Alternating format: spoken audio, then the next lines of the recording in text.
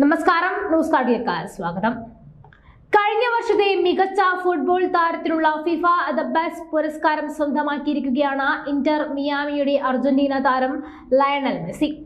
പോയ വർഷത്തെ top സ്കോററായ Erling ഹാലൻഡിനെ മറികടന്നാണ് ഈ നേട്ടം സ്വന്തമാക്കിയത്. മെസ്സിക്കും ഹാലൻഡിനും ഒരേ വോട്ടുകളായിരുന്നുവെങ്കിലും കൂടുതൽ ഒന്നാം വോട്ടിന്റെ കരുത്തിലാണ് മെസ്സിയെ തേടി വീണ്ടും പുരസ്കാരമെത്തിയത്. ഇത് 8ാം തവണയാണ് മെസ്സിക്ക് മികച്ച ലോക താരത്തിനുള്ള ഫിഫയുടെ പുരസ്കാരം കിട്ടുന്നത്. ബാലൻ ദ്യോർ നേട്ടത്തിന് ശേഷം വീണ്ടും ഒരു അംഗീകാരം മെസ്സിയെ തേടിയെത്തുകയാണ്. 2022 ഡിസംബർ 19 മുതൽ 2023 ഓഗസ്റ്റ് 20 വരെയുള്ള കാലയളവിലെ പ്രകടനമാണ് പുരസ്കാരത്തിനായി പരിഗണിച്ചത്. ഒരു തവണ FIFA World Player of the ഇയറും 4 തവണ ഫിഫ ബലോൺ ദ ഓറും 3 തവണ ഫിഫ ദ ബെസ്റ്റ് എന്നിവയാണ് മെസ്സി നേടിയിരിക്കുന്നത്. മികച്ച വനിതാ താരത്തിനുള്ള പുരസ്കാരം സ്പെയിനിന്റെയും ബാർസലോണയുടെയും താരം അയറ്റാന ബോൺമറ്റി സ്വന്തമാക്കി. അന്തിമ പട്ടികയിലുണ്ടായിരുന്ന മാഞ്ചസ്റ്റർ സിറ്റിയുടെ നോർവേ താരം എർലിംഗ് ഹാളിംഗ്, PSG-യുടെ ഫ്രഞ്ച് താരം കലിയൻ എംബാപ്പെ എന്നിവരെ പിന്തള്ളിയാണ് മെസ്സി മികച്ച താരമായത്. എന്നാൽ ലണ്ടനിൽ നടന്ന ചടങ്ങിന് ഹാളണ്ടും മെസ്സിയും എംബാപ്പയും എത്തിയിരുന്നില്ല.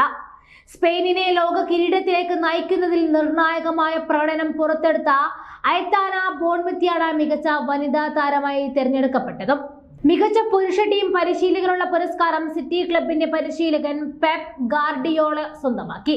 കഴിഞ്ഞ സീസണിൽ English premier league club Manchester സിറ്റിയെ ട്രെബിൾ കിരീടത്തിലെത്തിച്ചതാണ് ഗാർഡിയോളയെ പുരസ്കാര നേട്ടത്തിന് അർഹനാക്കിയത്.